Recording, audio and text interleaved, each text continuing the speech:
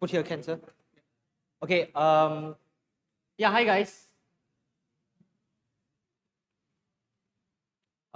Yeah, perhaps just want to check, anyone here, is it the first time here at ETHKL or ETH Penang workshops? Anyone first time here? Okay, okay, sure. Anyone from developer background? Yeah. Anyone knows, maybe learns and knows about how a transaction works in a blockchain? Basics? Yep. Okay, I think just want to get some hands up just to know what's the knowledge levels and also background for each of you. But I think it will be a relatively slightly simpler concept, but it wouldn't be touch a lot about technical things, which is like code level stuff today. But it's more about how technological, how the technological innovation comes in, like intents or even transactions. Why people go from intent to transaction to intents, and what is this new word about? Because it's a very new word in the crypto space or the blockchain space, which is all about intents. The talk will be mainly talking about what is intents, what is what's special about it, what are some of the examples about intents, and why it's exciting and people should actually pay attention to it. It shouldn't be a very technical thing. If you didn't come from a dev background, I believe it should be wouldn't be relatively hard to catch up. But just do stop me if you have any questions regarding intents or even anything more than that. Yeah.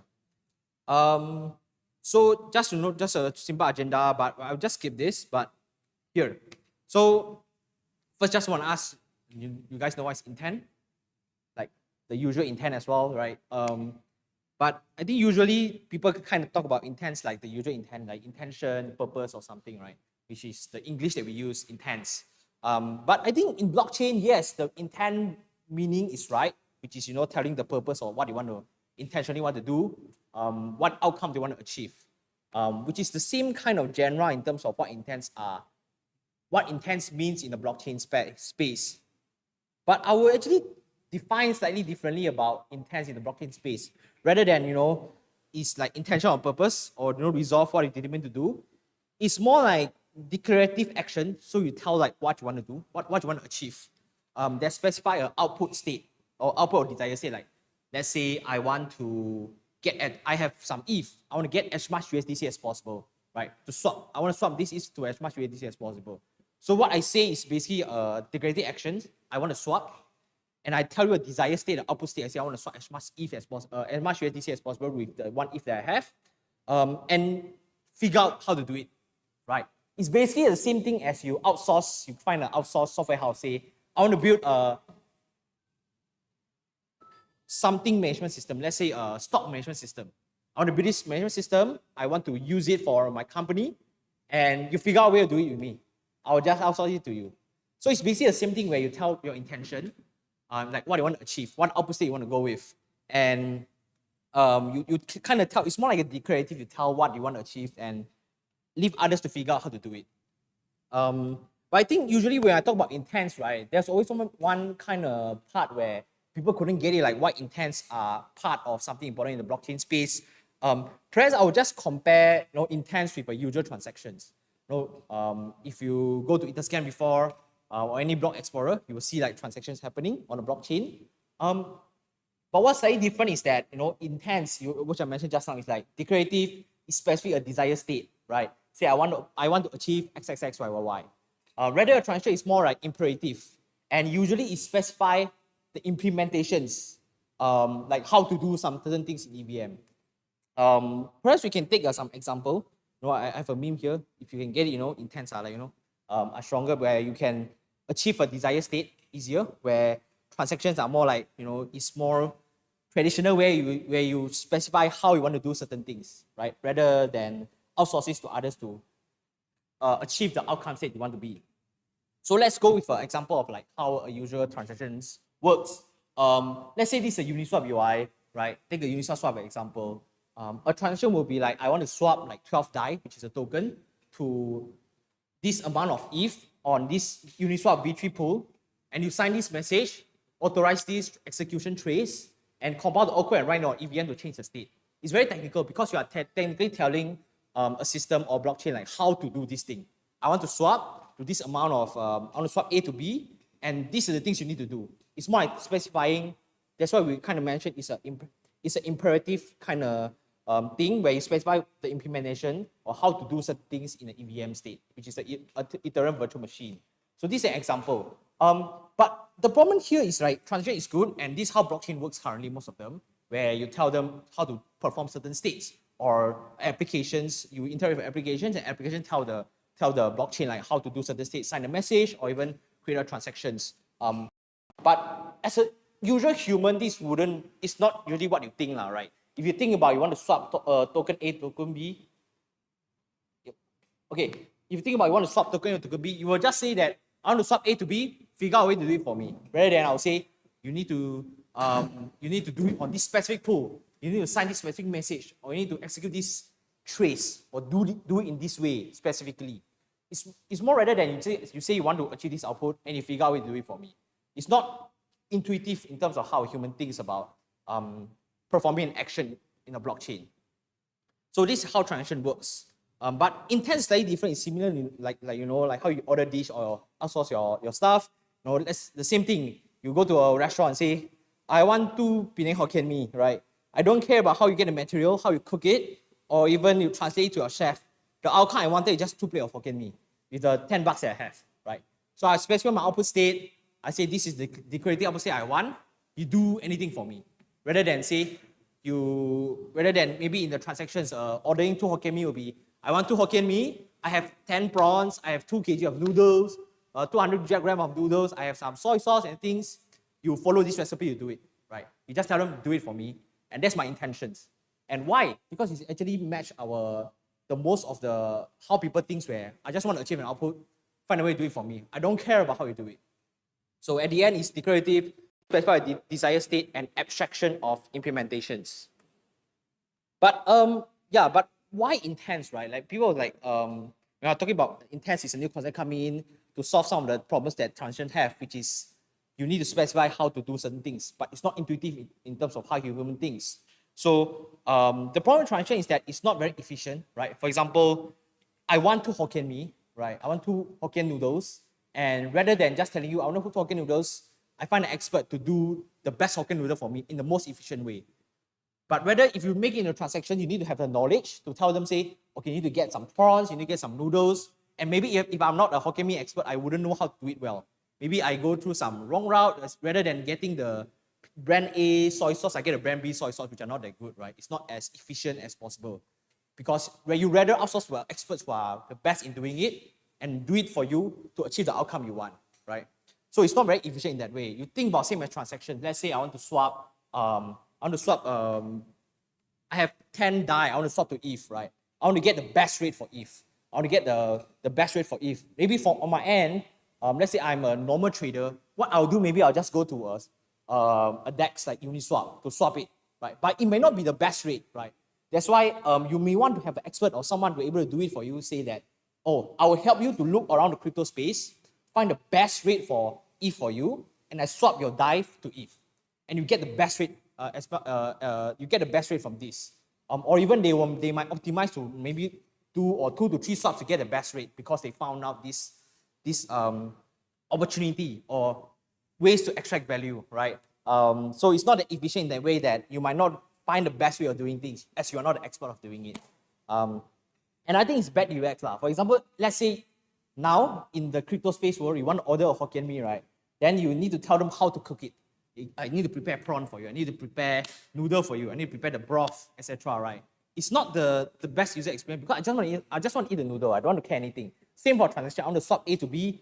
I just want to get the B assets. I want to swap. I just want to give my DAI and get ETH for the price that I pay.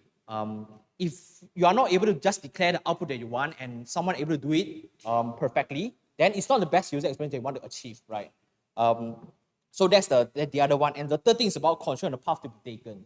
Because let's say you are interacting with the application, you only have this level amount of knowledge in your mind, then for example, knowing that you can do it in this way, for example, to swap A to B on these particular DEXs on Uniswap, then that's very limiting as well. You only constrained on this particular path to be taken. There are so many unlimited paths to be investigated and find the best way and most efficient way of doing things, but you're not doing it. So the problem is basically these 3 things I kind of summarize into this. Hey, Kevin. Yeah. So what intent solve, right? Like I kind of mentioned, like is a declarative language. But a few good things that it actually solve and provide more opportunities for people. For example, like gas efficiency, right? Let's say you want to swap A to B, swap DAI to ETH. It can actually find the best way to do it and aggregate into a single transaction. For example, let's say I want to swap ETH. I want to swap DAI to a very niche asset called X. Maybe last time the usual way I do it is that I get my DAI, I swap to ETH, then I get my ETH, I swap to X. Maybe it's not an efficient way because you need to make 2 transactions. But if you find someone who are able to do it well, they might find a way within the whole internet, within the whole DEX space, where they can find a way to actually swap your DAI to X directly in 1 transaction. So you can save the number of transactions to be made, right? And if the solver, basically the problem that the person that help you to achieve the outcome are smart enough, are expert enough, they can actually help you to find the most efficient way of doing it. Reduce the number of transactions, reduce the number of steps, reduce the gas, etc.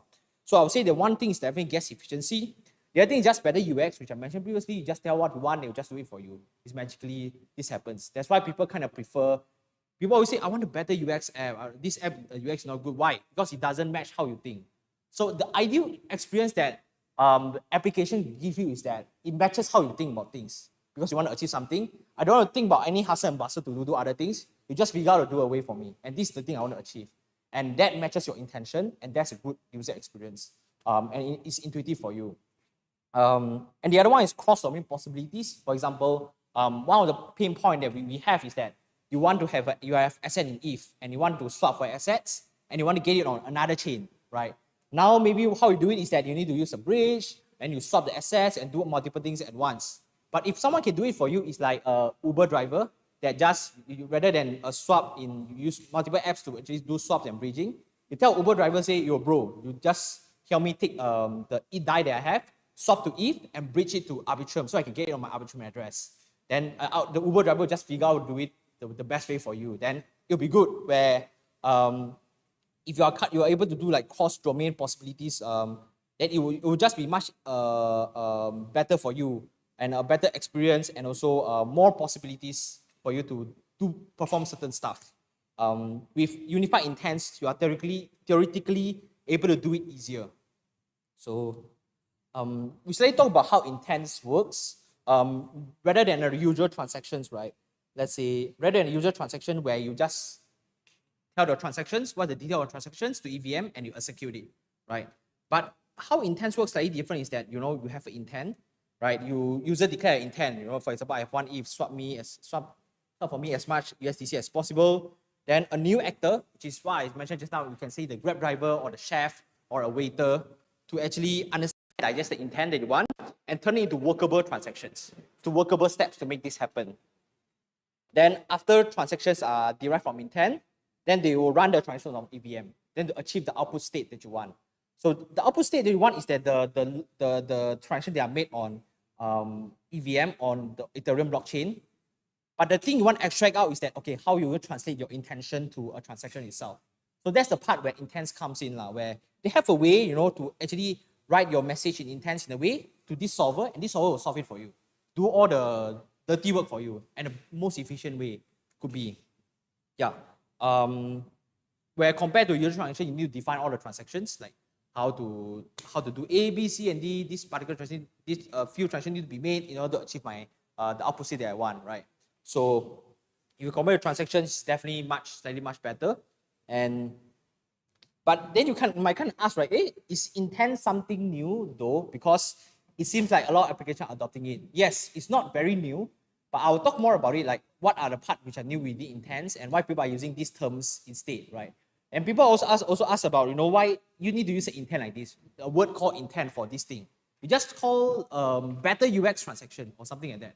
But I'll argue that there are actually needs for calling this as intents because it represents a higher level of what the blockchain community want to achieve to perform decentralization and to achieve decentralization, permissionless, trustless, but still provide a good user experience. So I think a few examples of intent-based application is like, the aggregators. Anyone here use your Uniswap X, Uniswap, or even like CowSwap, or this like DEX aggregator before, right? Anyone here use like DEX aggregator before? Any aggregator apps, right? So like these aggregator apps, what they do is that you say you want to swap A to B, asset A to B, and they will look through all the DEXs they know, and they find the best rate for you. You think about it, that's technically intense. Where you say I want to swap asset A to B, and you scan through the whole DEXs that you know, and give me the best rate. Because I tell you I want the best rate, and you find me the best rate within the list that you have. And that's technically intent. And I usually call it, these are all intent-based applications, which they are providing, they are applications that having intents on their mind to provide you a good user experience. For example, like DEX aggregators or NFT aggregators, NFT aggregators are the same thing. You want to buy an NFT, find me the cheapest platform, marketplace to buy this NFT. Then they will figure out a way to actually do it. Or even you aggregators, I have this USDC. I want to stake my USDC to get yield. Find me the best pool to get the best yield, or the best yield platform to get the best yield. And they figure out for you, right? And we are seeing like aggregators are actually emerging because they usually provide a better output state that you want compared to the usual route that you go with. So for example, last time maybe you just go to Uniswap to swap for it. Now you might go to 1inch or Uniswap X. So you say I want to swap for I want to swap DAI for ETH, and you'll figure out a best rate for you, which most likely are provide you a better rate compared to the traditional route that you figure out your own way to actually swap the assets. Same for other applications like account extraction applications where they're able to do good guest sponsoring or even transaction batching. Like rather than 3 transactions, they can optimize it to run in 1 transactions, and they can save gas fee for that, right? And if the solver, which I mentioned previously, are smart enough, they should be able to aggregate, batch these transactions together into one, which saves gas fees, and it's a more optimized way of doing certain things to achieve your outcome.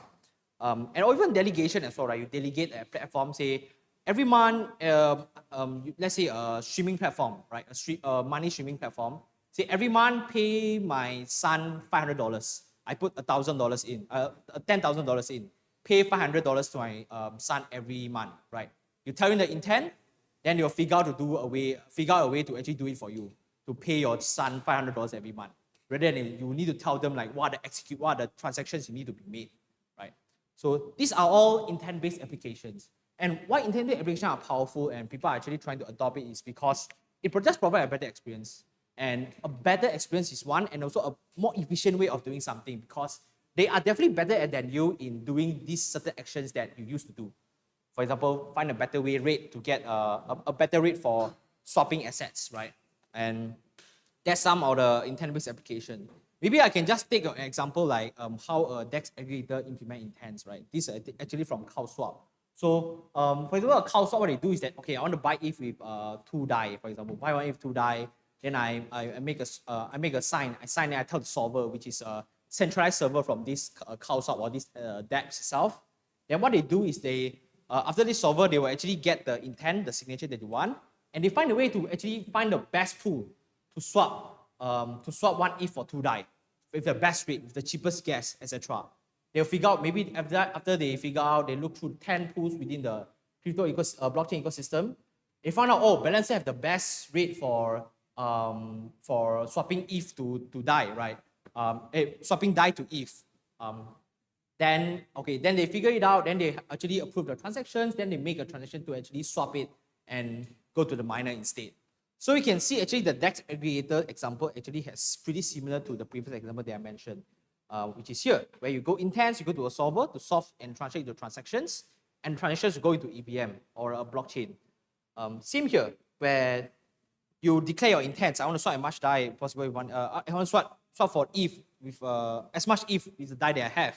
Then solver, they get an intents, figure out which pools they get the best price, and they figure out the balancer balancer DEX provide the best price, and they derive a balancer transactions and make the transactions true.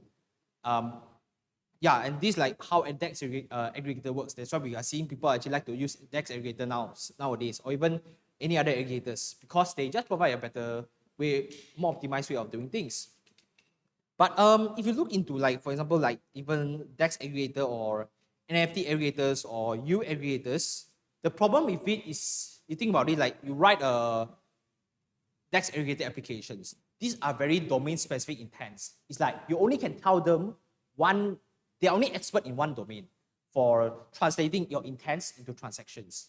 Let's say for DEX aggregator, they're only able to find the best rate for you to swap A to B with the best rate, right? They can't do anything outside of swapping. They can't do best way to get use. They can't do best way to get NFT prices or even best way to stake, because they are only domain-specific intelligence. It's more like last time the AI application that we have is good for one thing, right? Then when we have AGI coming in, artificial general intelligence coming in, and they are better in more things. What intent-based application now is like basically the old AI generation where they are only good in one particular thing. But they only can do this well, they can't do any other things well. Like DEX aggregator only can do DEX, find the best rate for DEX transactions. They can't do any other things. It's good enough, but we think that it can be better, right? If you think about it, rather than just a DEX aggregator that only can find the best, the best rate for swaps, it can be a DEX helper, right? To find the best rate for swap, find the best rate for staking, find the best rate for, or even NFT, find the best rate for finding the LP pools to get the most yield, right? Then it will be much better, right? Where these applications are able to cover more domains within the application itself and can cover more use cases rather than just one niche use cases. It's basically, we can say it's domain specific and not smart enough. Only good for particular use cases.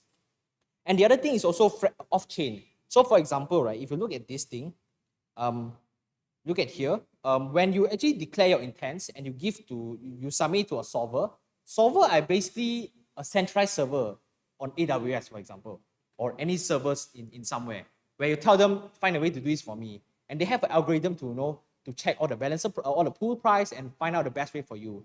And this is basically happening off-chain, where you want to trust this application itself, let's say CowSwap, right, to believe they won't extract value from you. Because things might happen, let's say you want to buy one ETH with 2 DAI that you have, right? Then they figure out that, hey, there are actually other ways, like for example, balancer is like, you can buy one ETH with 1.999 DAI. They figure out there's actually a cheaper way for doing it. Then they may actually want to, extract value from you, where they still sell you for 1 ETH for 2 DAI, but they secretly buy it for 1.9 DAI and they sell it to you for 2 DAI. Then they make their profit of 0.1 DAI for the transaction that you make, right? You need to trust them to do it correctly for you. And because this happened on chain, it's not traceable. It's on their server. Only they know what happened. So you won't be able to know like whether they are trustable, it's actually true or not. And the second thing is also the same thing, which is fragmentation of market. Because, for example, this is an example from CowSwap. CowSwap have their own server, have their own solver. Uniswap X have their own solver. 1inch, another app also have their own solver. And all this solver is basically a centralized server that takes transactions from their UI itself. And each of them, because it's off-chain, it's not recorded anywhere, it's exclusive data for them only. So it's not an open market where everyone can look at the data and find a better way to do it for you that are more fair, better, or even less trust required to a single entity.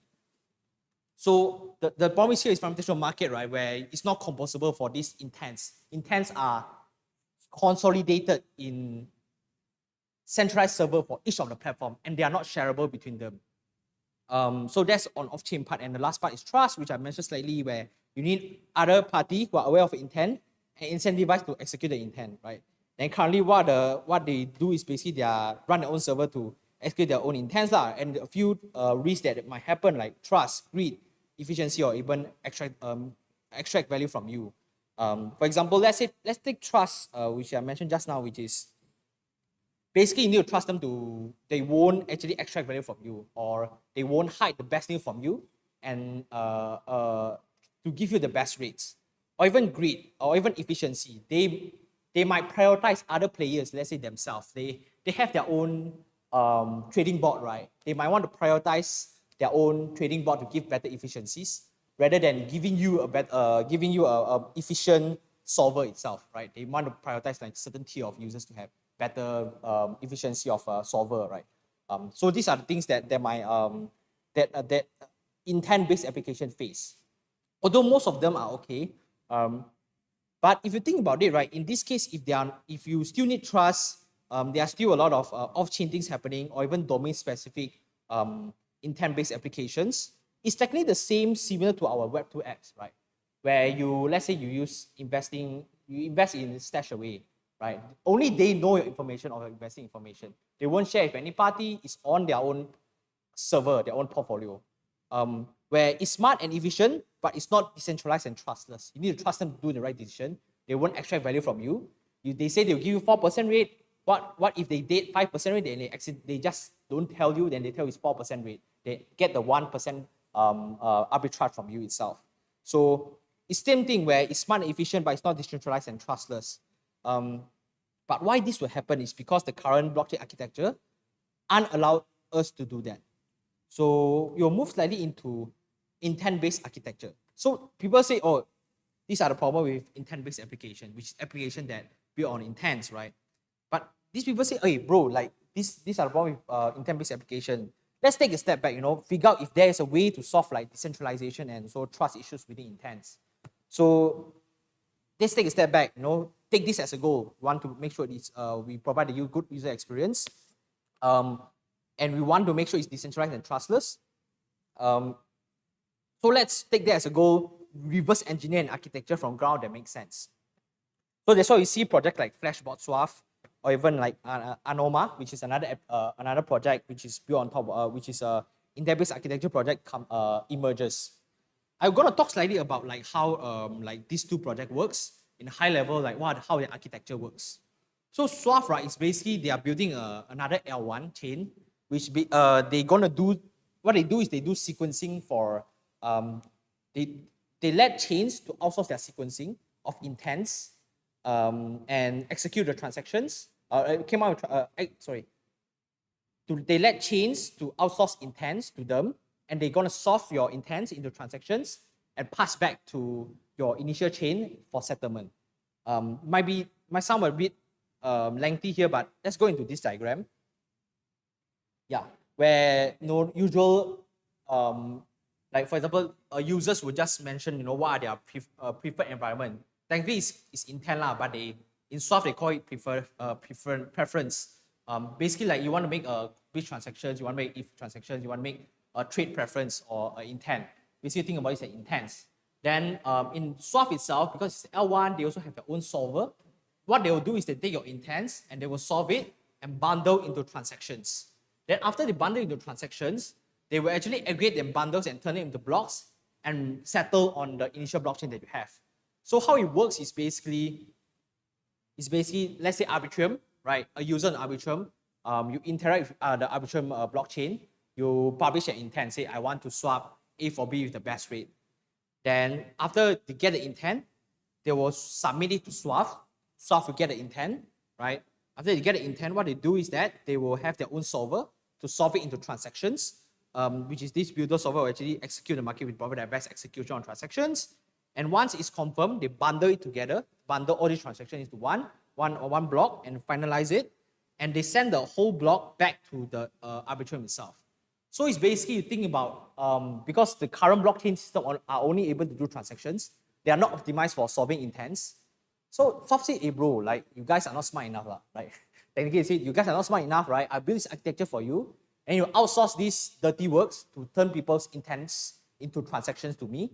After I do paukalia everything already, I turn into one very beautiful block and I publish on your chain instead.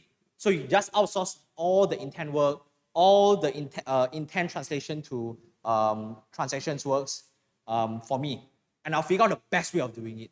Then what you should focus as a chain is to focus on execution, focus on consensus algorithm, and leave the rest for me.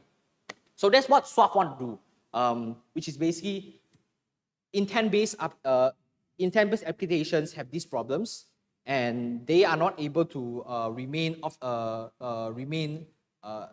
they have to do things off-chain. They need a certain level of trust. Let me build for architecture from a lower level to actually do all these things well, and you just to do all these things well, and also not domain specific as well, because you can see that the preference environment, which is the intents, are not just one type of intents. Yeah, any type of intents should work.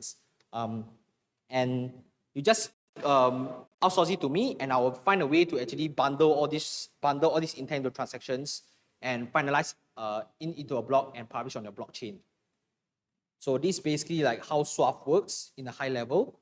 Then we later we're going to talk about actually like how Swath or even Anoma are actually solving the decentralized and trust issue problem. But I'll go with like how, since we know how Swath works now, let's talk slightly about Anoma, right? Just now we talked about Swath is basically an L1.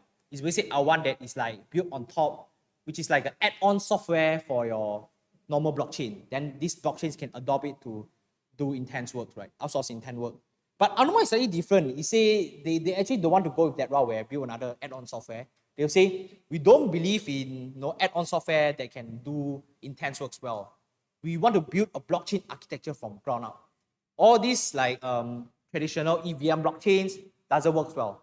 We build our own framework of a blockchain itself, our own architecture. So it's basically a blockchain framework. It's a typo for intents, not a blockchain like Swath. It defines message formats for intents and build a blockchain architecture behind it. I'm going to talk slightly about it.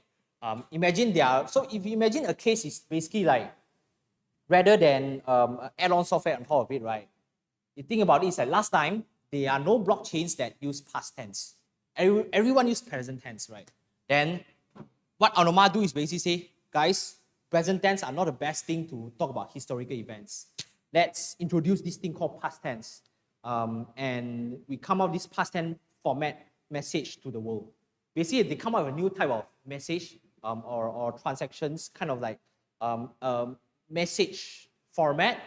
They are customized or dedicated to solve intents rather than the usual transactions which what blockchain did. What blockchain did, most of them is to basically accept transactions and change the state after each transactions, right? But Anoma say, we're going to screw that. We're going to customize and build architecture only for intents. So they will not have like the traditional transaction things in their blockchain itself. So basically, it's a similar thing where they take intents, you get your intents, users will just create intents on Anoma blockchain, a blockchain which is built based on Anoma architecture.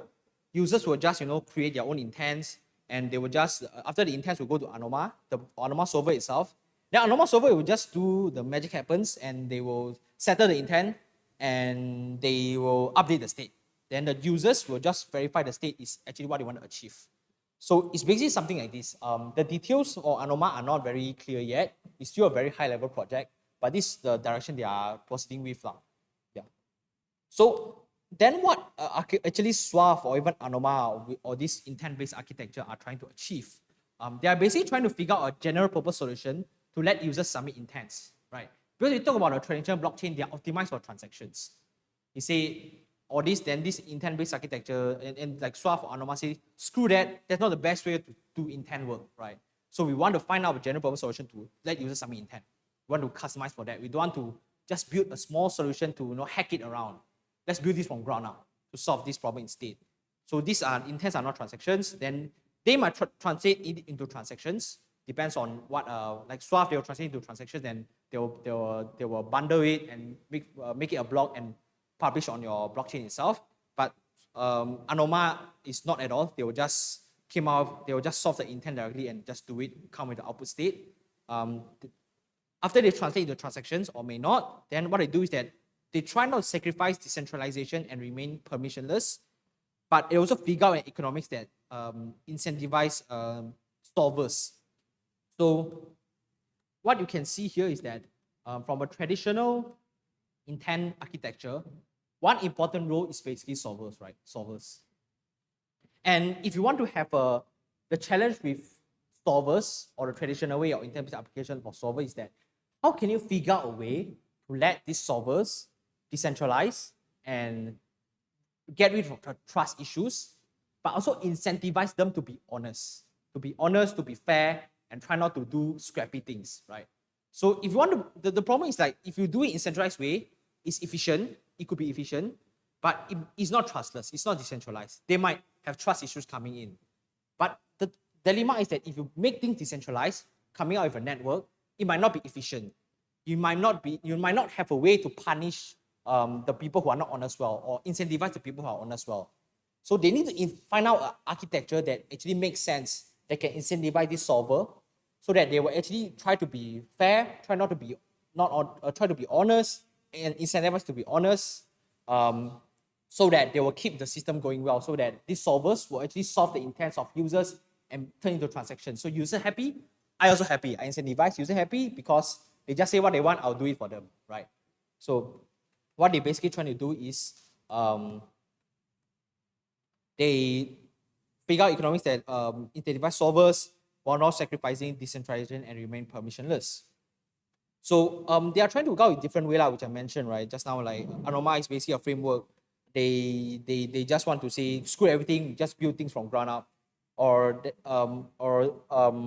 Suave is basically they believe every chain they have own architecture. We just build a stack on top of it. So this is a slight difference here. Then I slightly talk about challenges with this intent-based architecture. It might sound very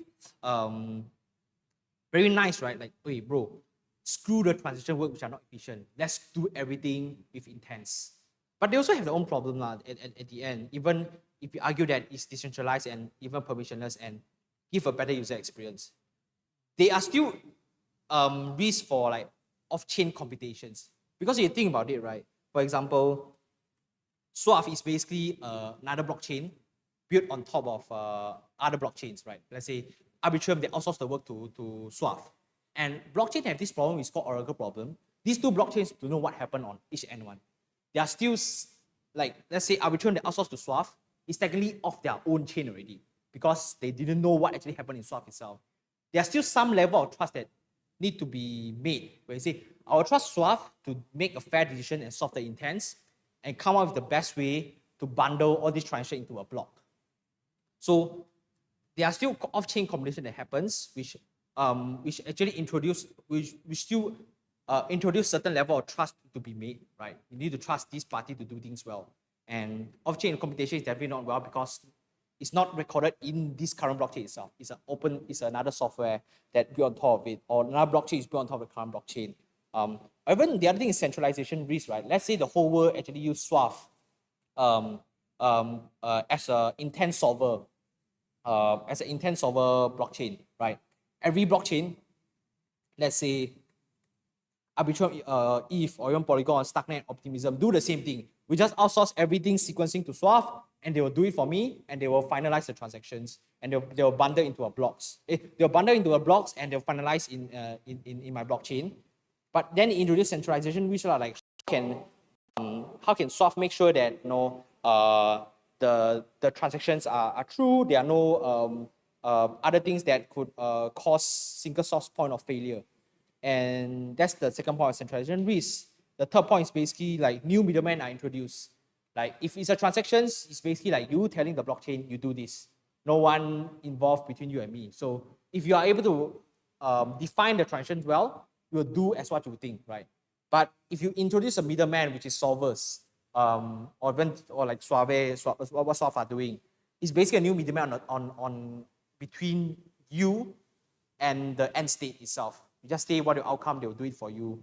And the middleman at the end still requires certain level of trust in terms of whether they are doing it right or there are any issues with with the way they do things. And the last thing is we are still unclear on how you create your very robust intent message format. Like what we know about intent-based application is domain specific, right? So what intent-based architecture is, we want to introduce a way to to create a general purpose solutions for user to submit intent. So any type of intent, you want to do swap, you want to do staking, you want to do anything, they'll find the best way to do it for you, for your intents. So it should be a generic purpose language to be able to do that. Let's say English is a generic purpose language where you can communicate most of the things that in your mind, right, to the people. Let's say last time you only can communicate with other language, specific language, which are only used for formal communications. Then he couldn't cater for informal communications work. But English introduced a way that you can communicate in the formal languages or informal languages, which still deliver the message well. But the hard thing is how can you design this language itself to actually able to achieve that? That's the hard part. Like, how can you design one language, intent language or message format that are robust enough that the whole blockchain will, no matter what intents they want to achieve, are able to translate well through this message format, right? And that's always that's the hard part. Like, no one knows for now because it's still in development. I think just to come up with some final thoughts, right? Intents is basically we actually aim to provide a better UX, a more intuitive way, because it's more intuitive in terms of how user thinks as well. And like we know, intent-based application is everywhere, bi-centralized, it's not trustless, and there are no interoperability between the state of the intents, the intent shared state. Then people come with intent-based architecture, say, let's screw that, right? There are some problems with that. We design the architecture from ground up, and we want to keep it decentralized, trustless, permissionless, and we want to keep an open market where there are no silos. Don't let people to keep data information for themselves. But it still introduces these few main challenges for intent-based architecture itself. So I just, actually my sharing ends here, which I just mainly shared about, what I think about intents, and these are the things that I know. Yeah, open for any questions. Thank you.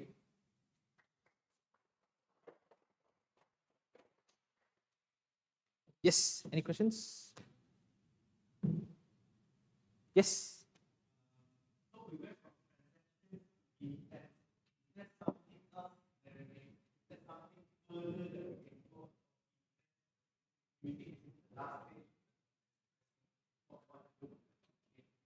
Yeah, I do think that intense is very big now.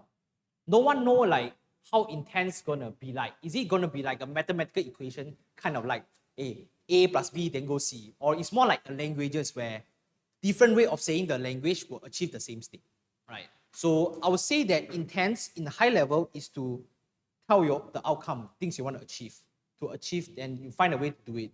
I personally think that, I'm not sure whether it's a last stage, but I would say that it's a next step forward, where it will be a more natural way for people to interact with this system itself, right?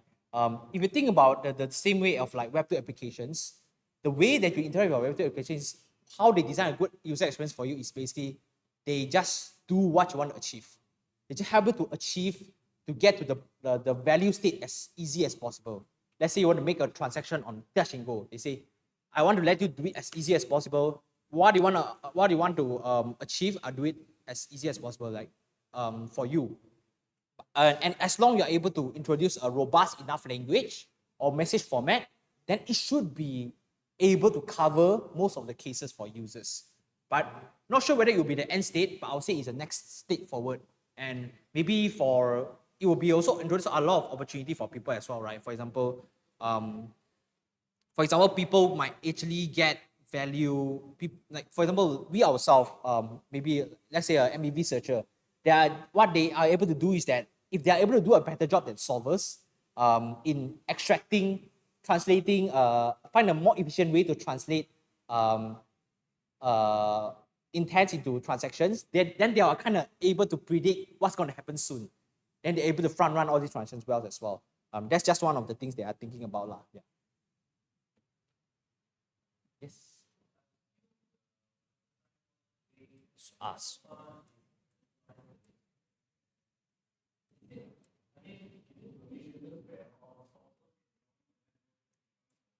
Yeah, at first, right, in their roadmap now, they are actually trying, and I think at first it's very centralized. They're going to run their own validator network, validator set, right? But I think further down the road, what Swath or even Anoma want to achieve is basically they want to go to a decentralized route where, for example, Anoma is basically a framework. You think about it, it's like EVM. It's like EVM, but another state. It's like Anoma VM, for example, right? They will actually go with I think they will go with a similar where they will have validator networks, they have their own consensus, not consensus, also wouldn't be a part of it. They'll have their own way to actually allow these nodes operators to, they should have a way, for example, Anoma, I'm not sure. I think I'm paused on Anoma. But Swath, right, they will actually introduce like validators to actually bundle these transactions together. So these solvers, what they do is like the builders, right? The builders, they actually build the blocks, etc. Then they will have validators to validate the bundles and finalize it into a block to transact to turn that into a block and finalize it in the initial blockchain itself. Like, because Swift is an L1, they were introduced with very data sets of them, or even nodes to actually decentralize this process to make it trustless. But Anoma, I'm not sure though, actually, to be frank. Yeah, that Swift will actually achieve that, I'll say. That's part of the Swift roadmap. So Swift actually have this article, which is so Flashbots, future is Swift. They have this article, which is the future of MEV is Swift, where they think that the current way where, the current way of proposal builder separation, or these ways to prevent MEV, are not scalable enough. I shouldn't be able to solve all the problems. And they think that Swift will be will be the final solution, at least what Flashbot thinks for now. And they're planning all their roadmap to go for Swift, like SGX and all this weird shit. But yeah, this is what they think that will be a final state for prevent to reduce central effect for MVVs, block builders, and also provide users a better way to actually interact with a blockchain intents. Yeah.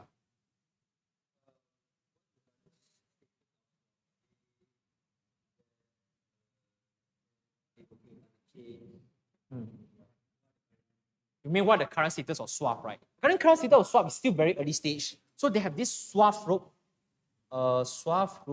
something like that. Give me a second. But they have a post which is I can't find it, but it's somewhere where they are planning out what are the few paths they want to take move for Swift. But basically, I can say that Swift is still very early. The blockchain doesn't even exist yet. The Swift blockchain doesn't even exist yet. They are building a few blocks towards there, like MVV share, MVV share to actually have an entry point for users to actually execute it out, or MVV protect, or all these different software to actually move towards that route, or even invest in like SGX, which is a better way to do hardware acceleration. And it's still very early, no final state yet. And I would say that like we can't even picture it well in terms of how it will look at the end of the state, although people discuss about it a lot. Yeah. That's it. Yeah. Yeah, he's good.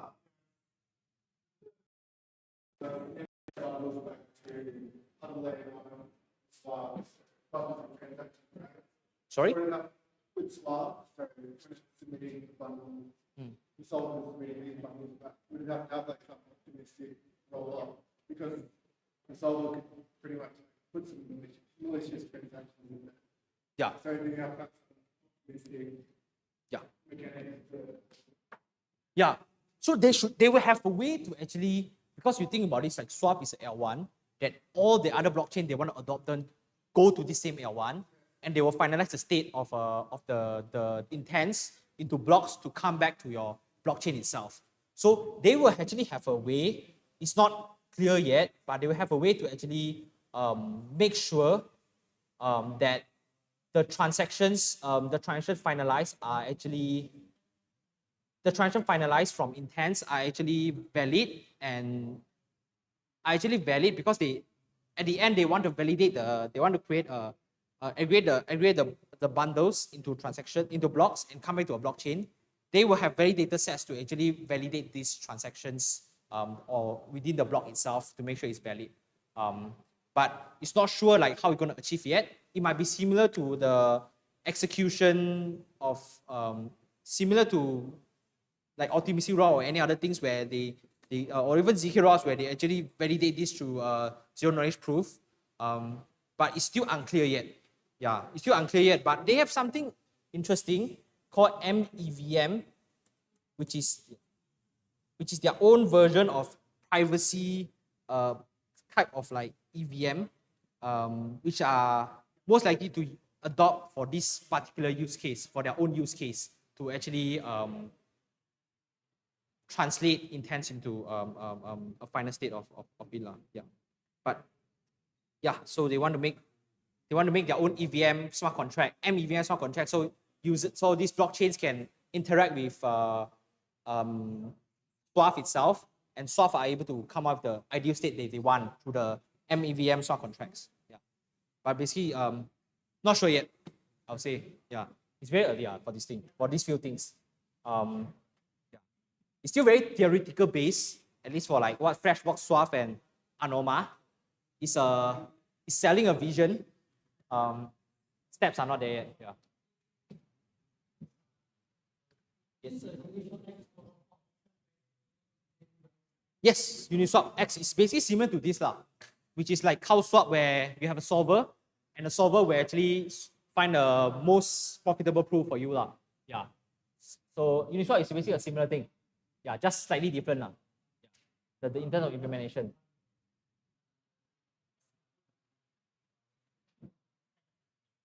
Any questions? Yes.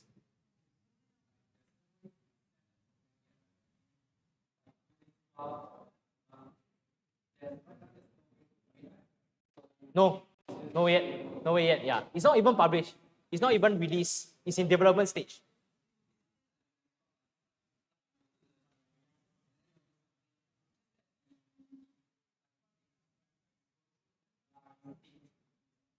Yes.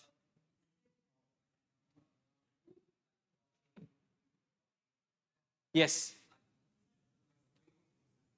Yes, it's a decentralized way to actually make sure that there are no centralized solvers and trust issues with the solvers, and using blockchain distributed technologies to distribute this part out to make it trustless. For example, introduce validator set or have a better auction flow to actually auction the intents to these different solver to make sure it's fair, or something like that. Yeah.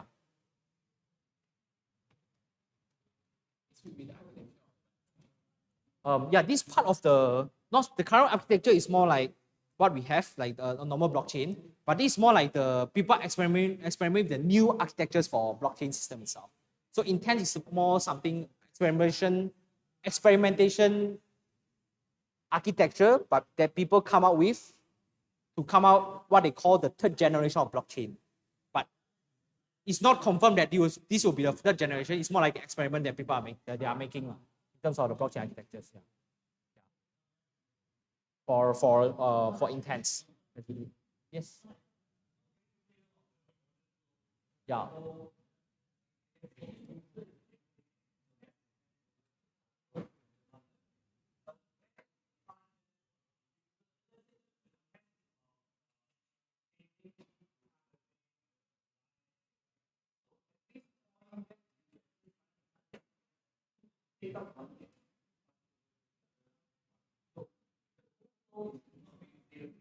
You mean for applications or architecture, like which part?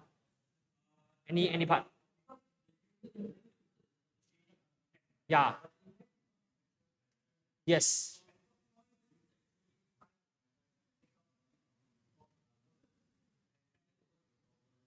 Yeah. So let's take this as example, right? Or even this DEX aggregator. They have slightly different way of doing things. Like Uniswap X, what they let's not take Uniswap, but let's take 1inch, which they have their own DEX aggregator. What they do is that you say you want to swap you want to swap DAI for ETH, right? You want to get the best rate. What they do is that you don't even make a transaction yet. They will have this solver. They know you want to get the best rate for ETH. They find the whole pool to find the best place for you. Then you select which one you want to go for. Then only you sign to make a transactions. That's one. Yeah, that's the UI. Intent can be a UI. It cannot be a message format, right? At least for applications. But it could be message format as well. Like CowSwap is slightly different, which is CowSwap, you make a sign transactions, and sign a transaction, and you tell them that you want to swap A for B in the CowSwap application itself. Then what they do is that they take your intent, they find the best pool, to get the rate for ETH, for example, right? Like we want to swap DAI for ETH, they find the best rate for it, then they will do it on your behalf for that part. So it's like you make a deal with CowSwap, say, I want to find the best way to do it, then you find the best way to do it for me. Or the other way, it could be say, hey, bro, 1inch, give me the best place to trade this, to get the best rate for ETH with the DAI I have.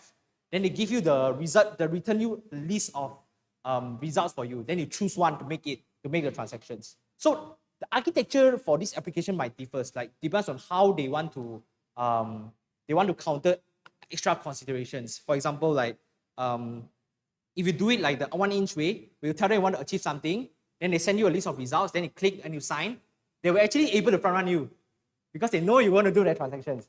Then what CowSwap did is slightly different, where you tell them what you want to achieve.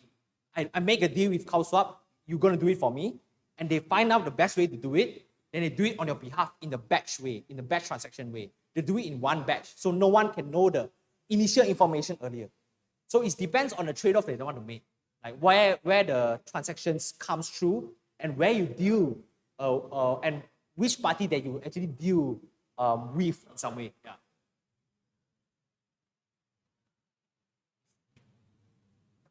Anything else, guys? No. I guess that's all. Thanks, guys.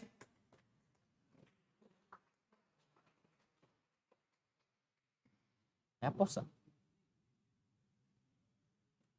I pause it. So I quit this. Let's go, sir. Yeah, toilet break. 5 to 10 minutes. Guys, please do need to use the toilet. Yeah, 5 minutes. 5 minutes. Yeah, 5 minutes toilet break before the next session.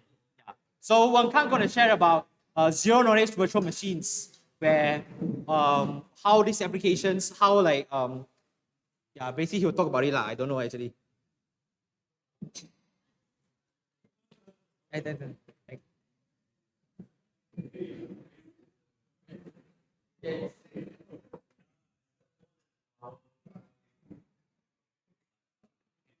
Oi, Michael. Hi, sir. How are you? That's Interesting. Yes, sir.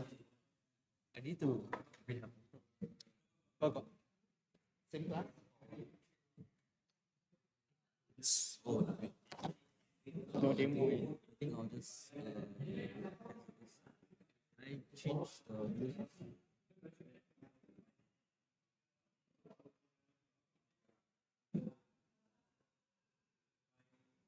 I'm just sharing high screen.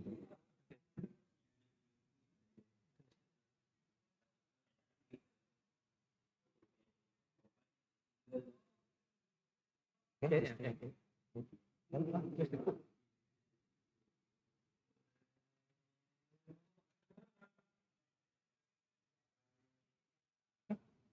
Never mind. Try again. Okay. Just do it. Just do it. Video. It's okay. Entire screen can because it really works. No other songs. Yeah.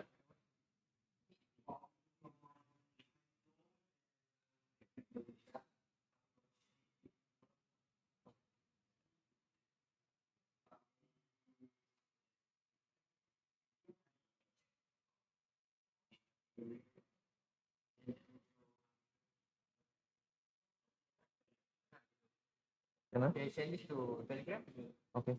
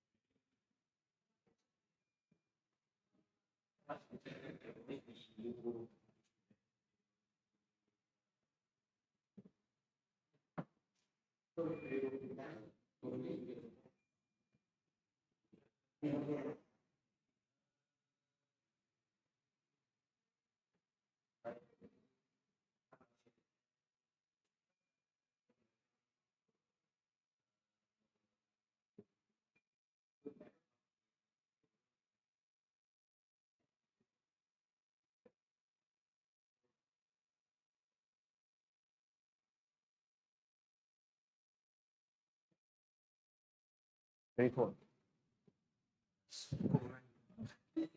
I mean, you're right in front of it. That's all. Does this capture well? Yeah, it does. Well.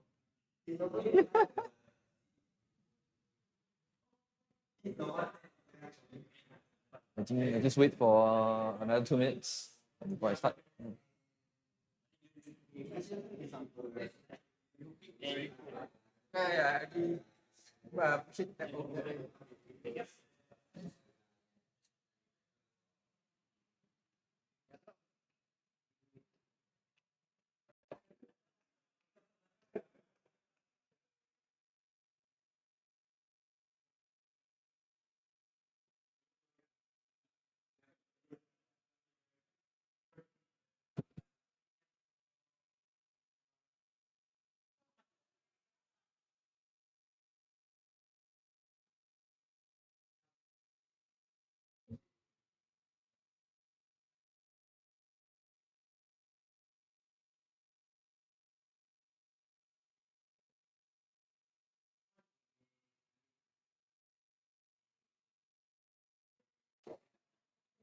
I'll start at 38. I'll start 1 more minute.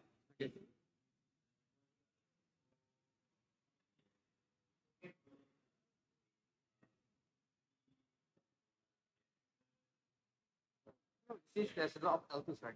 Have you experienced like man in the middle attack? Like, Careful. Man in the middle attack. Yeah. information coming across, Uh-huh. there's no way to kind of like decide. From L1 to L2? Or like, Sorry? or vice versa, like from L2 to L1. It's very hard, right? Because I mean, you can do it. It's possible. Hard. It's hard in the sense that you can't. Let's say it's a ZK rollup, right? I mean, even optimism. Right? You still have to kind of, because when you submit it, you are submitting from like a EOA anyways, right? You have to basically replicate the signature. yeah. That's a problem. You still have to pay for that. So how are you paying for that? How are you signing that? Because it's only certain EOS that can do that. So man in the middle is pretty difficult. Wait.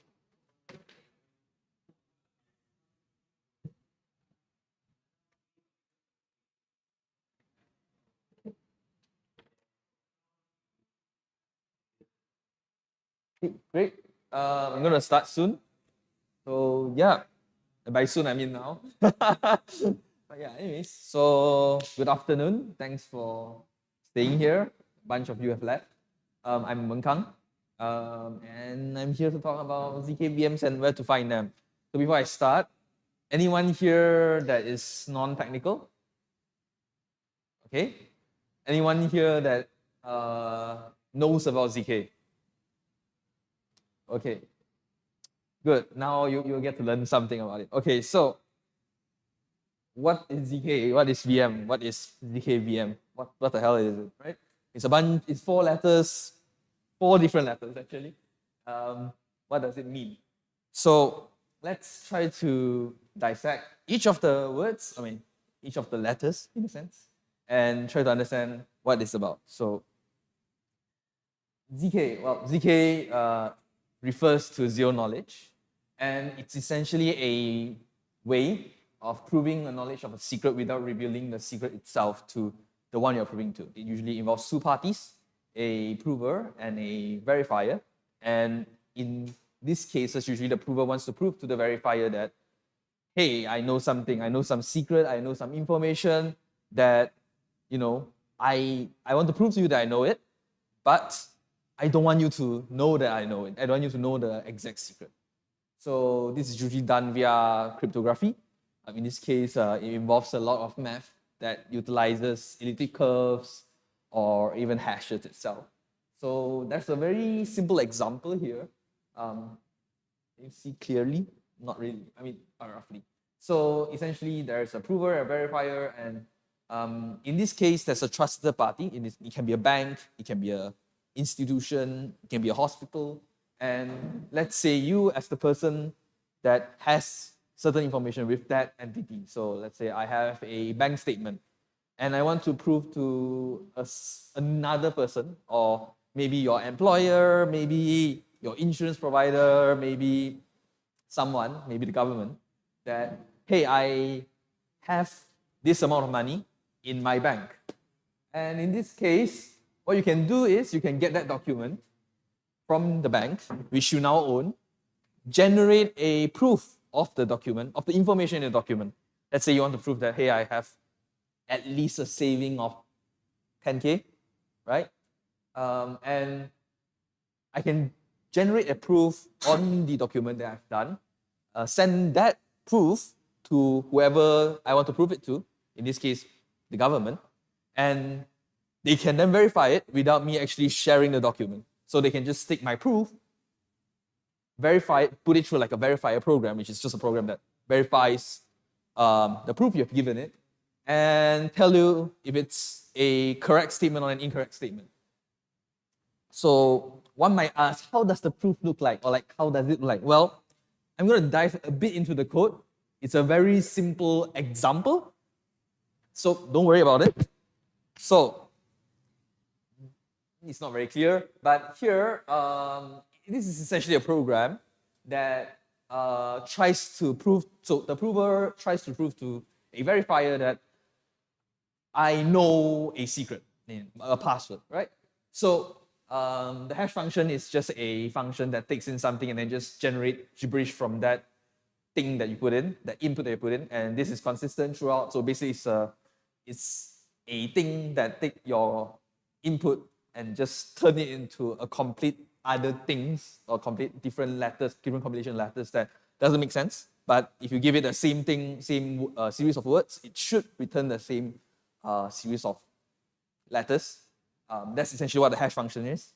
And there's two functions here, a generate proof and a verify proof function, which basically are used by respectively the prover and the verifier. So when I want to prove to another person that I know a password, what I can do is I can tell that person, hey, give me a random number, right? Whatever random number you have. I'll take the random number. I'll take my password, or I'll take some password, and I will just add them up together and then hash them. So I will generate a complete gibberish, which doesn't really mean anything to any person looking at it. But I think I can then give this to the verifier, which can then take this and verify it by comparing with his own calculation. So this works in the case of which, let's say I, as a prover, I have a password to a safe, or I have a password to some door, some place, some very nice place, right? I want to tell someone, hey, I actually know how to get in there, but I don't want to, be there to show him I can open the door, because he might now, force me to let him in. Or I also don't want to let him know the exact value so he can get it. So one thing that I can do is, given that the verifier does know how to get in, but you want to show him that you know it, but not let him go in. You can essentially do this where you just take your password, take a certain random number, generate this hash, show him, he can verify this and say, hey, it's correct, it's incorrect. If it's correct, then it means that, yeah, hey, I do know it, and he can now safely go with me to that place because he also knows it in this case. Or if he doesn't know it, or if I don't know it and try to trick him, then he will know that I'm lying to him. So that's essentially it. So as you can see here, I generate a random number, generate a proof with that random number, and when I verify it, I throw in all the secret, my proof, the random number, and if it's correct, it will just tell me it's true. If it's incorrect, where I put in another wrong password, it will just tell me, hey, it's wrong, right? Because the hash generated just doesn't match up. This is a very simple example of zero knowledge, where you are able to prove to someone some fact without actually revealing that fact itself. So in this entire exchange that I've just described, there's no exchanging of secrets. There's only exchanging or communicating of the, so to say, gibberish, which is a hash of the secret plus a random number in this case. So you see it's just a bunch of numbers. It doesn't mean anything. You can't derive any things from the number itself. That's an example of a proof generated from zero knowledge protocol. So that's basically in real world right now when you're talking about something like Tornado Cash, which utilizes zero knowledge to do the hiding of the address itself. That is an example of what the proof will look like when you're trying to prove yourself as the person who have deposited a certain amount. So yeah, that's essentially. Sorry. These are not hashes in this case. They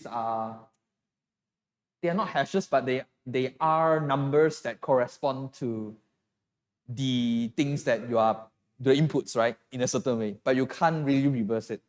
It's not a hash in that sense. Yeah. So another thing about zero knowledge is this very interesting properties, specifically for snarks, which is a form of proof system. Yeah. So there is this very interesting property of zero knowledge, which is succinctness, which just essentially means it's small in size. And what this allows you to do is, it allows you to do scaling with zero knowledge methodologies. So zero knowledge was created to basically hide things away.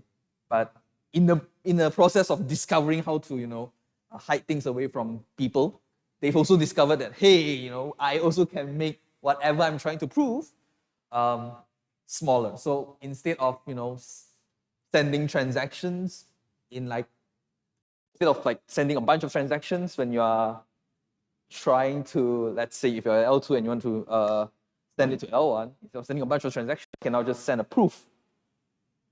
And that will basically, after verification, result in make sure that everything that's sent over is correct without all the data. So this becomes very, very useful when you are dealing with a bunch of data, when you're trying to prove certain properties about a bunch of data.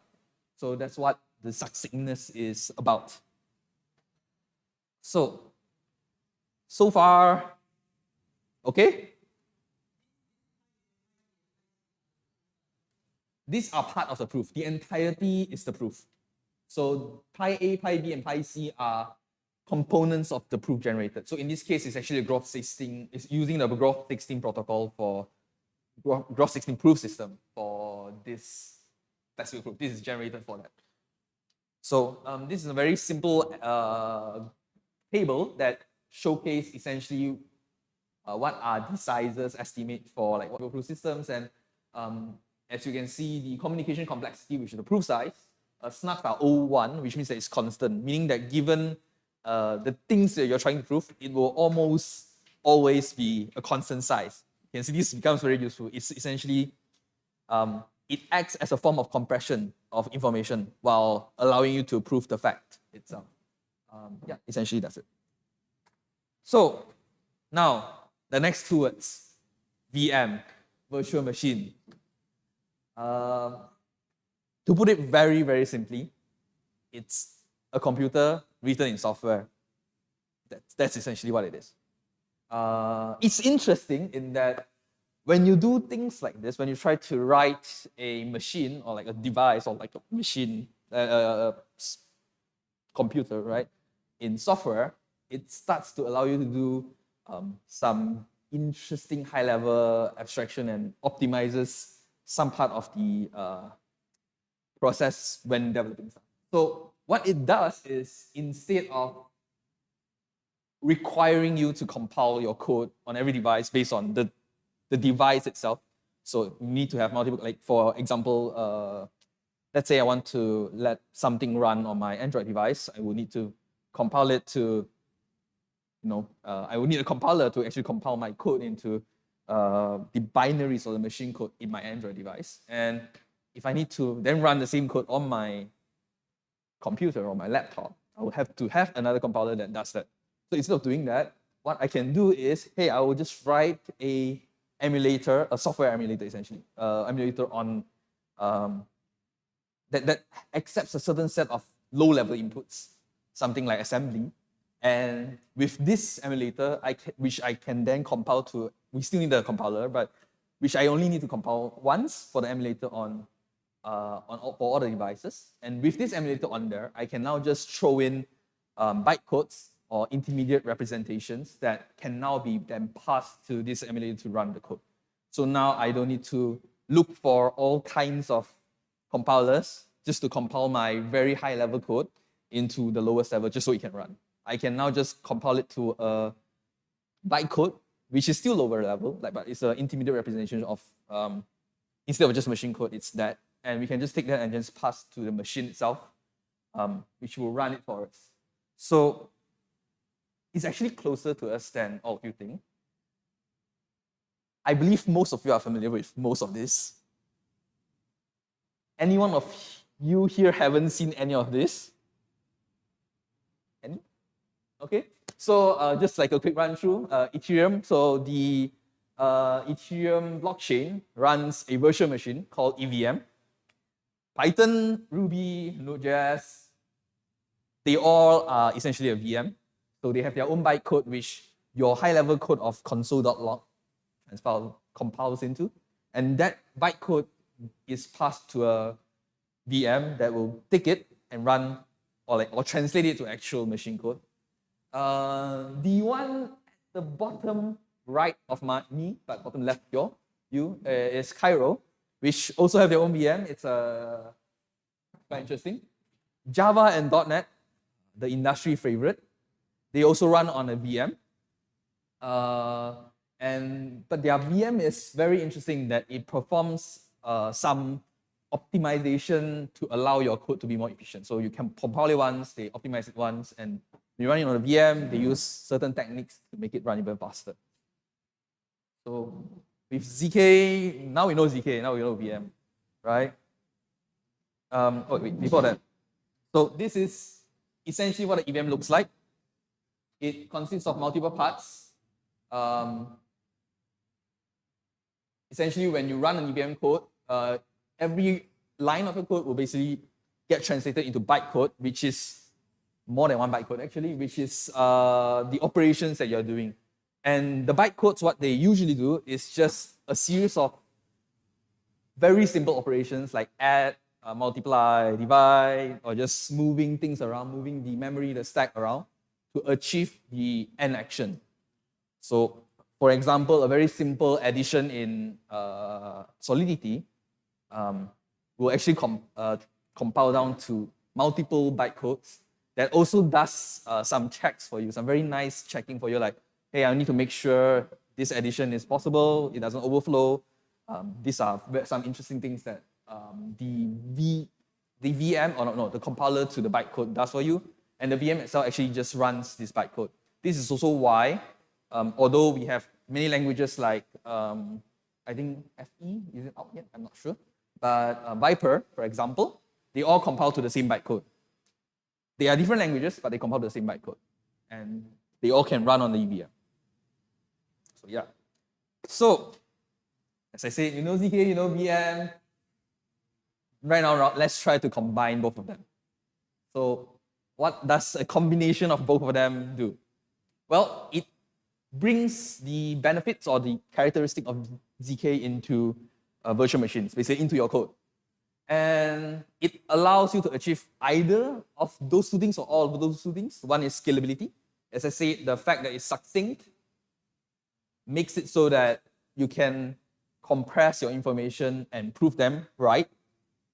And if it's verified to be correct, it will most likely to be correct like for the end of time, I guess, until, you know, quantum computer comes out and ruin half of our cryptographic beliefs. And it also has the benefit of privacy, which, well, as I say, ZK was made to hide information. Some ZK VMs can do that for you. They can hide away information from the user itself. So these are some of the ZK VMs. Familiar with them? Anyone of you have used any of them? Yeah. So I'm not going to go through all of them, but these are essentially, they are Scroll, Tycho, ZK Singera, Polygon, ZK VM, Mina, Snark VM is actually from Alio, Starknet, and RISC-0. These are all examples of ZK VM. They are actually very close to home to the Web3 ecosystem. So, well, within ZK VMs, there's a very specific category that we call ZK EVMs, which essentially are ZK VMs that implements the EVM, meaning that your Solidity code and your Viper code, yes, runs on it. Because again, as I said, the bytecode is compatible with it. So this, most of the ZK EVM now, and correct me if you know some others, usually just utilize the succinctness of the ZK proofs to scale from L2 to L1, basically just reduce the cost and all that, right? It's very rarely they do use it for privacy for now. So the ones that are well known is Scroll, Tycho, Polygon ZKVM, ZK Sync Era. Yeah, those are very, very well known ones. So a bit of a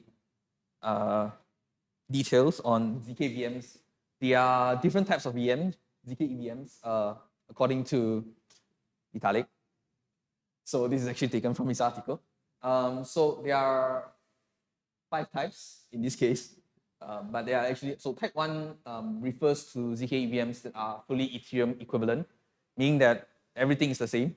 Like there's no differences in the implementation, everything should work exactly the same. There should not be differences in consensus level nor the execution level. So that's the type 1 ZK EVM. So the type 2 ZK EVM is fully EVM equivalent in the sense that the opcodes and the EVM itself, the thing running your code, should be the same.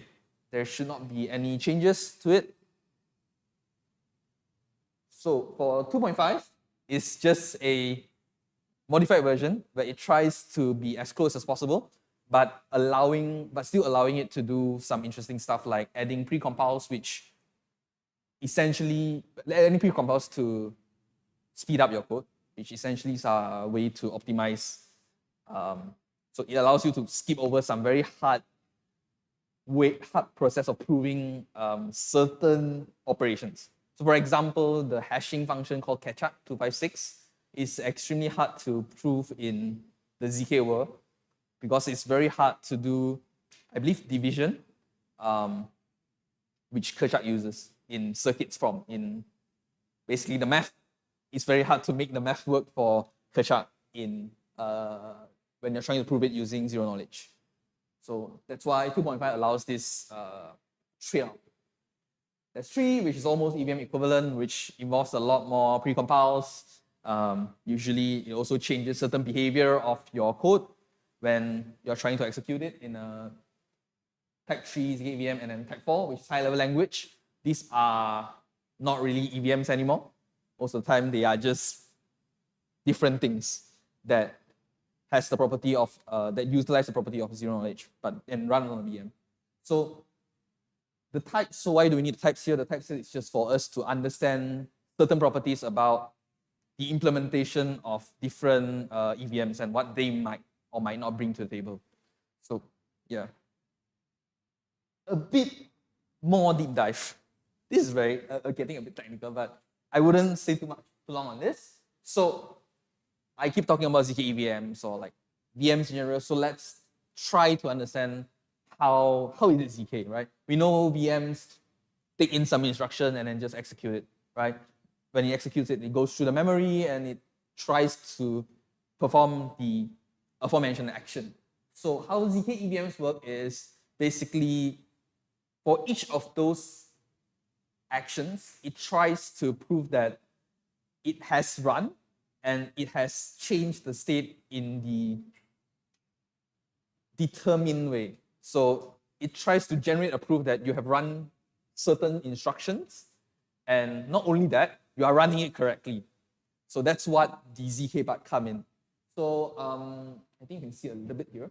So you can see this the series of series of opcodes here, which is instructions when that is basically compiled into.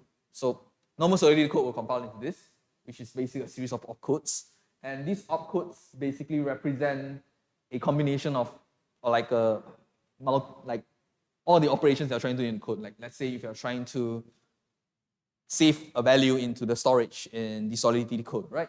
So some of the opcodes here might be generated or might be compiled into to basically do that.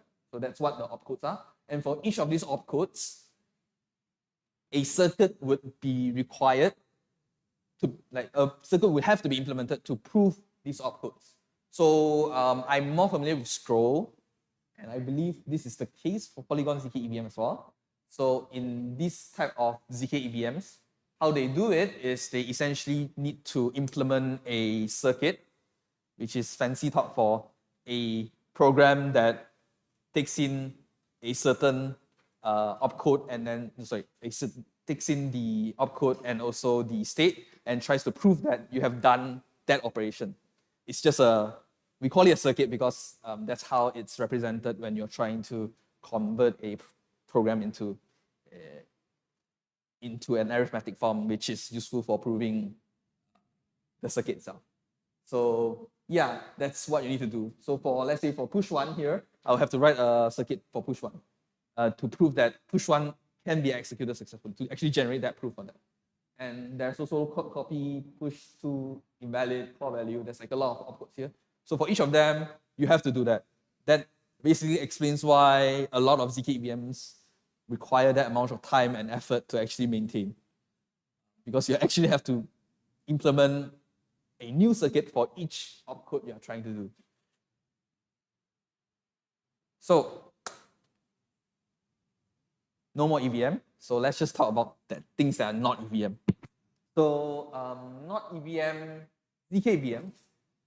A very good example is Stucknet, RISC-0, and Stuck VM from Alio, also Mina. So these are VMs, or these are basically machines, or these are things that execute code that does not implement EVM. This means that you cannot run Solidity on them. But with that out of the window, it also allows you to do a lot more. Because you're not constrained within the EVM implementation. Meaning that, let's say, so I've mentioned that catch-up 256, which is a hash function, is really difficult to prove that operation is correct.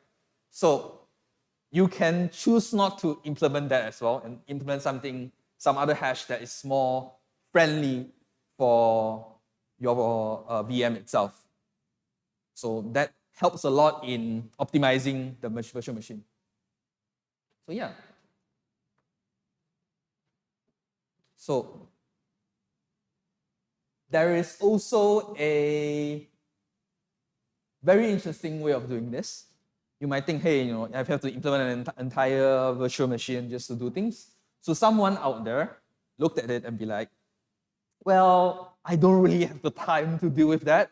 Why not just do the same thing and try to implement a compiler for something that is very widely used?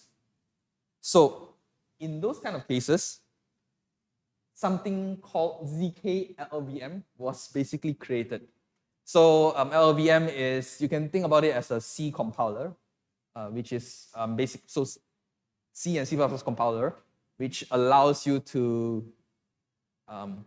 take the programming language and just compile it to a intermediate representation. And it's very widely maintained by the community. It's one of the best language tooling for if you want to create a new programming language. You usually take the LLVM toolkit, utilize the fact that it has a very established intermediate representation, target your code or like compile your code to that, and the LLVM will just take that and compile to the hundreds of architecture, hundreds of types of machine it supports. So New Foundation basically took that and say, hey, can we prove, instead of proving the lower level, can we instead prove the code itself, right? So what they did was they just take the LLVM, try to make it so that when it's compiling, it extracts more information and attempts to convert the information that it extracts into something that is ZK computable, and then does the proof that way. So this essentially allows a very easy way of turning the code that you and me run on our machine into some program that is provable. So, and when a program is basically provable, you now can do things like hiding information, or even just sending a proof over to show someone that you have run something. This is very useful, especially in case of machine learning, where it takes you hours to train, and you want to kind of tell people you have trained this without really letting them run through that, because they might not have the machine with enough power to do that. And that essentially is what proving a program not on chain, but instead on things that you run can do, right? And basically, ETHKL is basically using the approach of, hey, if I can prove the things that compile my code, then I can create a provable program without going through the trouble of creating a language or even implementing a new VM for it. So that's the idea. So the diagram here just shows you roughly how it works. It compiles down to bytecode and then the transpiler. So in this case, the bytecode itself doesn't get run into the VM, or it doesn't get run in the VM. The bytecode itself is actually transpiled down to machine code. But in that process, it also generates the proof of the program itself running. Instead of proving it in the VM level, it proves it on the code level. So yeah, that's all the ways you can convert your program or convert your smart contract into something that's provable and utilize what it does. So why are we talking about this again? Like, why have you been sitting here listening to this again? Right? What's the point? So what does this have to do with blockchain? What does it have to do with Web3? What does it have to do with me? Well, because they are the underlying technology that runs on the blockchain, runs on our machine, runs on our phone. If you're using Android, it's running on Java VM, so JVM. I believe iPhone, I'm not sure about iPhone. I don't use that. So yeah, so they are the things that run everywhere, VM that is. And ZK is a very interesting technology that allows us to do so much more with our own privacy, and also with proving certain things, basically with doing effective compression and scaling, right? So they are important in a sense that they allow us to run our code and perhaps even more effectively while preserving some sort of privacy. I'm just reusing the EVM architecture here. So, but yeah, that's essentially why I wanted to talk about this. It's a glimpse into what exactly happens under the hood. A very simplistic path. And also because it's really cool. So yeah. So, thanks very much for listening. And yeah, the slides are here. The socials are there. Questions?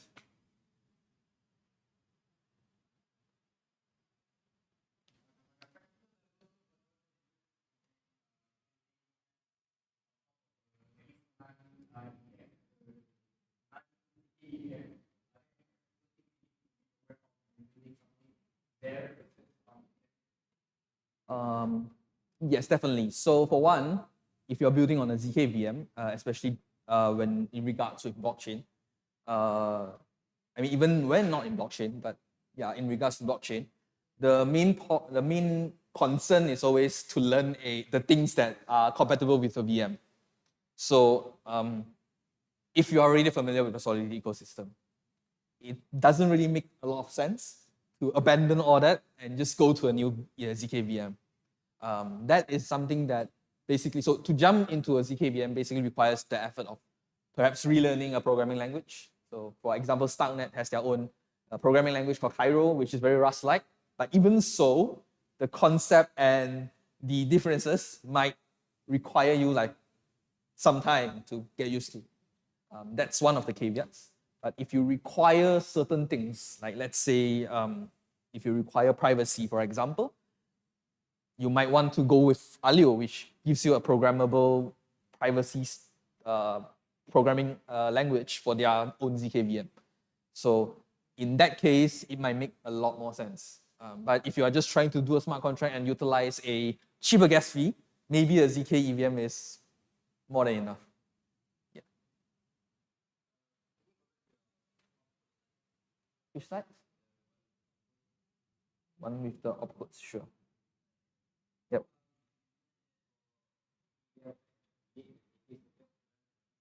Yep.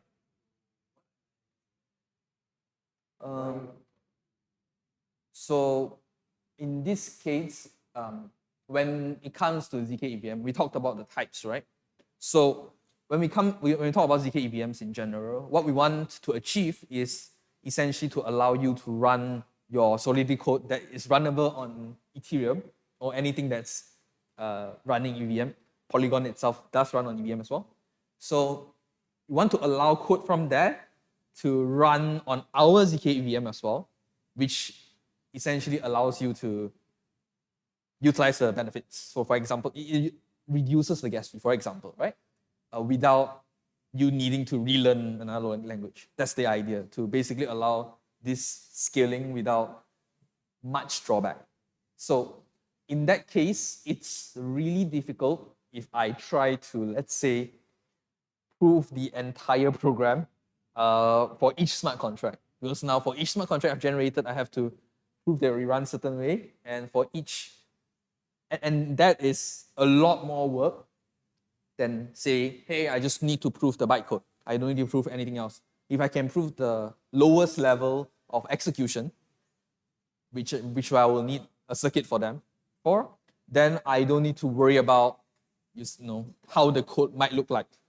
Right? And as long as the bytecode works, what's up there should work. And as long as I can prove what's down there, what's up there is provable by definition, yes, in this case. So yeah, that's why you have to do that. You have to create a program that proves the certain opcode for each of the opcode that exists. This is also why if you do an upgrade on your Ethereum itself, you have to write a new circuit for that upgrade. That causes problems. Or like it just increases the effort to do it. Questions? Yeah. Okay.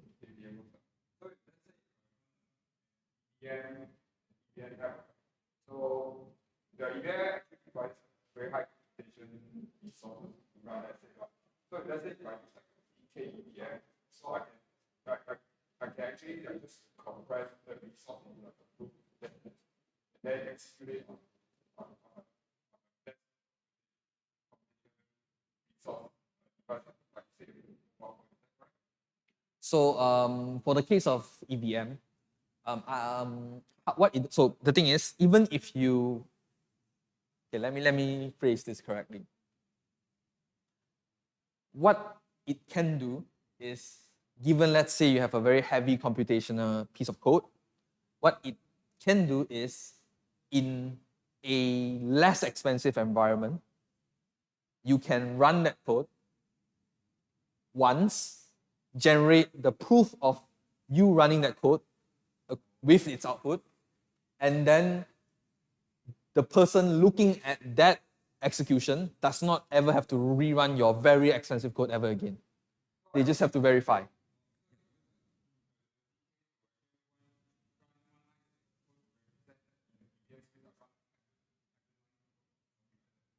So in the case of L2 to L1, what it essentially does right now for a lot of L2s is that it runs maybe a block of transactions, and after it has finished running that, it generates a proof of it running that and sends that to layer 1 for the finality purposes, basically. So the layer 1 blockchain no longer have to process each and every single transaction. So it just processes the proof, which if it verifies to be true, it's true, right? And the proof size is constant for the snark proof system at least.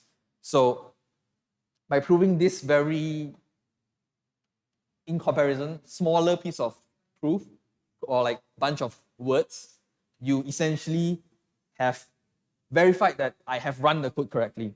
Because if I don't verify that the code has run correctly, who's to prevent me from sending in a fake thing to drain out all the money that exists in the world, right? So that's the thing. So you don't run one line of code in a sense, you do run one line of code in the sense that you run only the verification. You never need to rerun the actual thing you are doing. Yeah. So in a real world scenario, you can think about it as, let's say I have some processing or some data pipeline that requires hours to run and gives me like one result of, let's say, after hours of computation, I know that I have a total of certain average visitor around the area, let's say around Penang. And I can run that code, then generate a proof of me running that code, and then just show the proof to anyone who wants to know if my calculations are correct. It will show them that my calculations are, to a certain extent, correct. Yeah. Any more questions? Yep.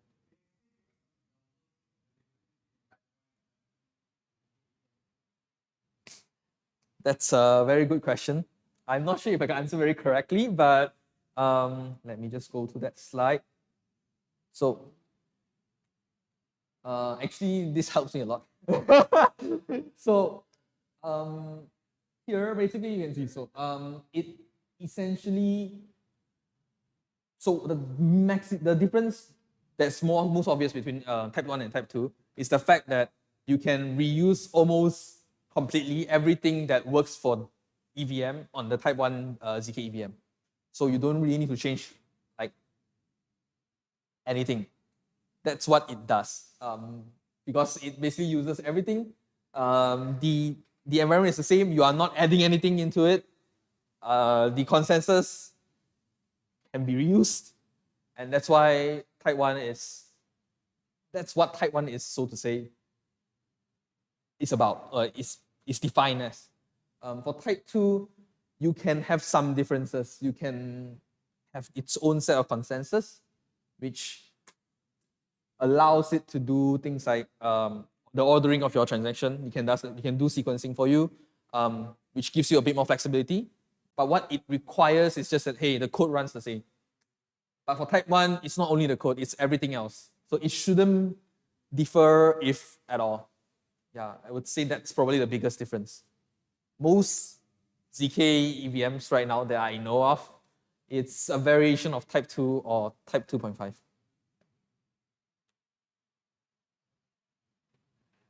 Yep.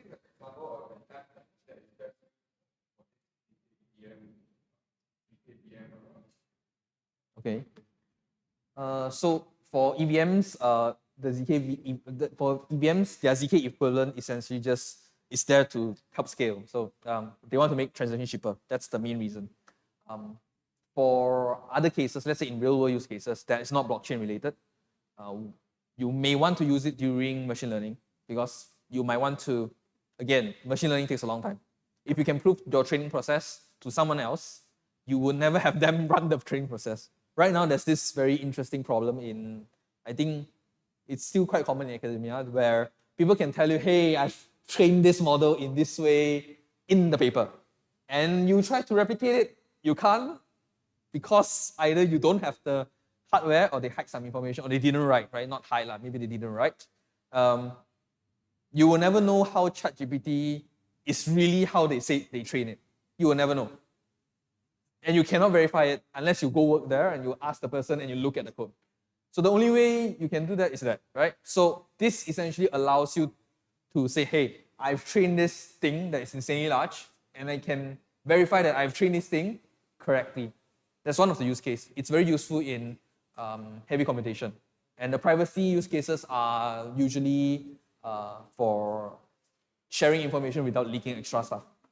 Very useful in sharing private hospital or like medical histories. Those usually you maybe don't want someone to know too much. You just share what you need. So those are like, there's a lot of privacy use case actually. Games, if you're using this on games, what you allow it to do depends on what aspect. So let's say if you are trying to run a game on a blockchain, running it on a ZK VM does make it a lot cheaper, considering the fact that you can now batch all your execution into one verification, right? And if you're talking about hiding information in the game, especially during trades where people can maybe exploit, that's a use case as well. There are multiple blockchain games out there that utilize proof like ZK proofs or ZKs for it. But so far, to generate a proof, it takes quite a long time.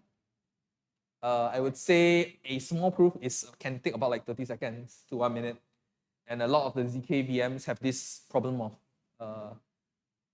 what exactly is finality? What exactly is when the transaction is considered true or like it will never change anymore because of the fact that the proof generation does take time. It takes time because it should be hard. It should take time, or else everyone can start brute forcing it. It depends on how complex the thing you're trying to prove is. It can be as fast as like less than a second if your program is very small, but it can go up to, I believe, hours if it's extremely huge. Yeah. Thanks for the question, man. Any more questions? So, yep, I still have time for questions, but yeah, the slides are here. If you're interested in slides, take a look. If you have any more questions you want to ask privately, just come find me. Yep, thank you very much.